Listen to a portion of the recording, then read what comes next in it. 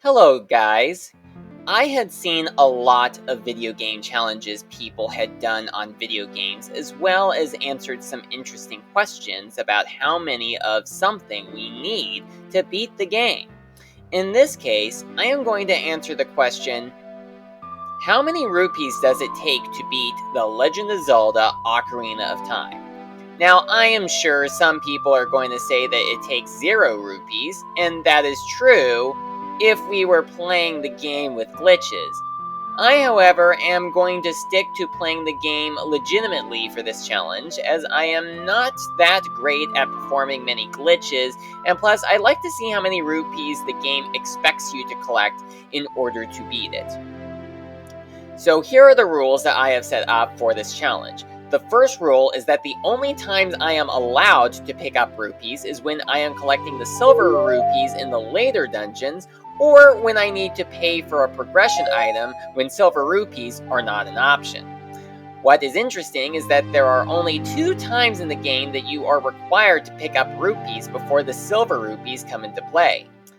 Starting the game, in order for us to go see the Deku Tree, we need to pick up the Kokiri sword and buy a Deku shield. Now you can find Deku shields in small chests in the game, but we are not able to access any of these small chests until after we've gotten the Deku shield, as all areas with small chests will be out of our reach until we enter the Deku Tree. So this means that we need to pick up rupees.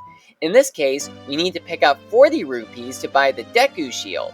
Now you will notice that I replaced the original rupee counter with this new counter, and the difference between the original rupee counter and this new one is that the original counted how many rupees we were currently carrying, while the new one counts all the rupees we have ever collected, even the rupees that we've already paid with.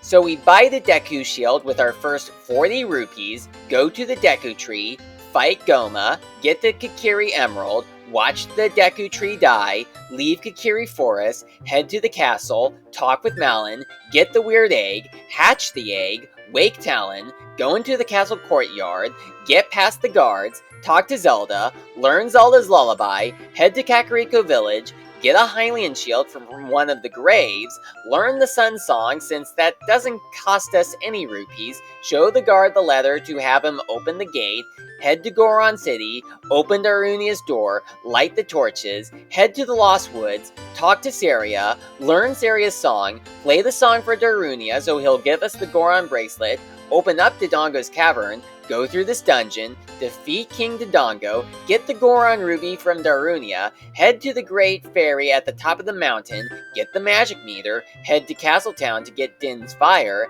head to Zora River, enter Zora Domain, and this is the point of which we now need to pick up more rupees, as we need to play the Zora diving minigame, which will cost us 20 rupees. And this minigame has us pick up rupees under the water, which gives us 25 rupees. And the reason we needed to play this minigame is because we need to get the silver scale, which allows us to dive deeper underwater, which is needed to get Rudo's bottle in Lake Hylia. We then need to give this to King Zora so he will move out of the way to let us go see Lord Jabu Jabu. We then pick up a fish in the bottle to feed to Jabu Jabu so he will open his mouth to let us go inside. So we go through Jabu Jabu's belly while carrying Princess Rudo, find the Zora Sapphire, then she gets captured, we fight the big Octorok, make our way to Baronade, and upon defeating it, Rudo gives us the Zora Sapphire. At this point, we head to the castle, watch Zelda and Impa flee, encounter Ganondorf, pick up the Ocarina of Time, learn the Song of Time, and as a detour, I also headed to Lon Lon Ranch to learn Epona's song from Malon. I don't think we'll need Epona in order to beat the game, but I still feel like getting her anyway, even though we won't be able to get Epona until after the Ice Cavern, as that will be the next point in which we will need to pick up rupees, which is the point in which I will be allowed to pay for optional items, as I'll have the rupees anyway. The goal is not to keep as many rupees as possible while collecting as few as possible. The only goal is to collect as few rupees as possible.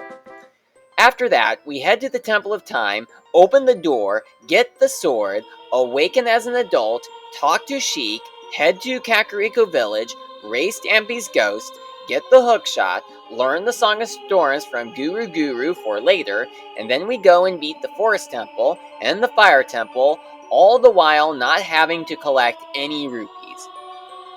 I also stopped by any fairy fountains as I could, since those do not cost me rupees. But now we get to the Ice Cavern, the first dungeon with silver rupees. Unless you count the bottom of the well, which can be done as soon as the Forest Temple is finished, and as soon as I learn the Song of Storms. However, we do not need to worry about the silver rupees in the bottom of the well. I still am getting the Lens of Truth, since while I am aware that we can get through the game without the Lens of Truth, if we know the path in the Haunted Wasteland, I am still getting them anyway, since we don't need to pay any rupees in order to get it. Now, why exactly do we not need to pick up the silver rupees in this dungeon? It is because the silver rupees is only needed to open the door to get back to the top floor of the dungeon, which we can do either by using Fiora's Wind, play a warp song, or reset the game. So those are one group of silver rupees that we can skip out on. We also do not need to worry about those silver rupees in the Gerudo Training Grounds, as that is a completely optional dungeon, as we do not need the ice arrows for anything in order for us to beat the game. They are pretty much useless items. Now, I was able to determine that every silver rupee puzzle has 5 rupees, which is worth 5 each, bringing us up to 25 rupees for each puzzle. And I happen to know there are 2 rupee puzzles, which means that we leave the ice cavern 50 rupees richer than when we came in. The Water Temple, surprisingly, does not have any silver rupee puzzles, but the Shadow Temple does. The Shadow Temple has 3 silver rupee puzzles, which brings us to 75 more rupees. Now we head to Gerudo Valley. I went ahead and got Epona to jump across the gorge, however we can use the long shot to get across. In fact, I did that during my first playthrough of the game. But anyway, after saving all of the Carpenters and earning the Gerudo's trust, we head into the Desert Colossus and enter the Spirit Temple, then leave it to learn the Requiem of Spirit from Sheik, so we can then warp here as a child. So how many silver rupee puzzles are found within the Spirit Temple in all? Well, the Spirit Temple has 3 silver rupee puzzles, which gives us another 75 rupees. Quite honestly, I had thought that the Spirit Temple had 4 silver rupee puzzles, but I looked it over and found that it only has 3, much to my surprise. So, just 75 rupees and not 100 like I originally expected. And that wraps up the temples. But there is one more location that has silver rupees that we need to pick up. Over in Ganon's castle, there are silver rupee puzzles found in every path leading into the evil barrier rooms, except for some reason the ones leading to the water barrier and the shadow barrier. So with 4 silver rupee puzzles in Ganon's castle, we now get another 100 rupees. So after picking up the remaining rupees that is required to beat the game, I decided to go on ahead and see how many heart pieces I could pick up with only the rupees that I had. So after clearing all of the barriers, I went ahead and took a detour to the Great Fairy Fountain to get the last health upgrade. Then I went ahead and collected as many heart pieces as I could that required me to pay with rupees to see how many of them I could get with only the rupees we picked up. Here is a montage of me getting the heart pieces that I could get.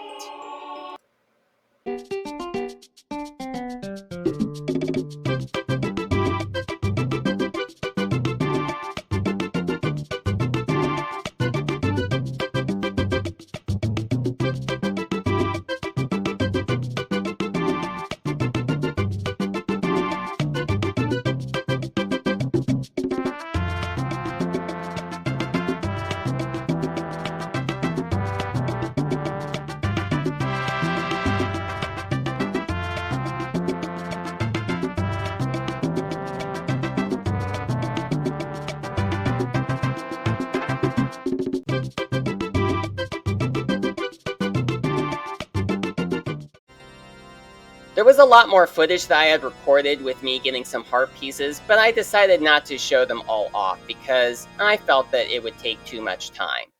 So I went ahead and beaten Ganondorf, escaped from the tower, then beat Ganon. Pretty much at this point, I can answer the question, how many rupees does it take to beat The Legend of Zelda Ocarina of Time? 385. Now, there are, of course, some glitches that you could try out to try to beat the game with less rupees than that, or even 0 rupees. In fact, I had seen someone actually prove that it is possible to beat the game with 0 rupees.